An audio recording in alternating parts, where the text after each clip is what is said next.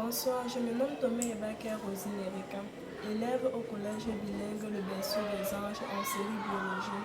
Au terme de l'organisation du book sous la tutelle de l'Institut français, l'œuvre qui m'a été illuminée est celui de Maurice Mbembe Mulongo, intitulé Les coutumes et droits au Cameroun, qui se révèle être l'un des premiers travaux centrés sur la jurisprudentielle des institutions coutumières privées de notre pays. Notamment, nous relevons à l'intérieur la succession, les coutumes, le mariage, la jurisprudence même de notre pays, la Cour suprême. L'extrait de test, ou si je me permets, le résumé qui était selon moi un point très essentiel est celui de la dot, car il nous montre là la valeur que la femme a dans la société. De nos jours, la femme et la dot même ne représentent plus rien. La dot est devenue une sorte de marchandise qui évolue selon des critères tout à fait basiques. Si surtout que la jeune fille est belle, elle a de bonnes qualités, si peut-être elle a de belles formes, là, sa dot doit forcément avoir une importance capitale dans la société.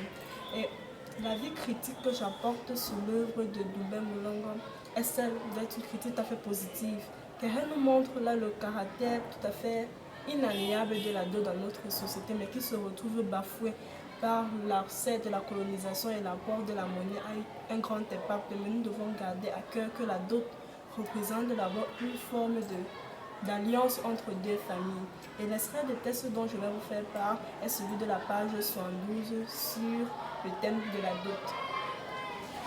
À la page 72, dont on dit ceci: le mariage pour la plupart, sinon dans toutes les sociétés africaines, indique une série de prestations, c'est-à-dire de paiements, de cadeaux ou de services, dont les plus importants sont faits par le mari et ses parents aux parents de la jeune femme. Ceci nous montre une sorte d'alliance, une sorte d'entraide. Ce n'est pas forcément du genre tu vas donner à ta belle-femme parce que tu as une femme très belle et magnifique. Merci.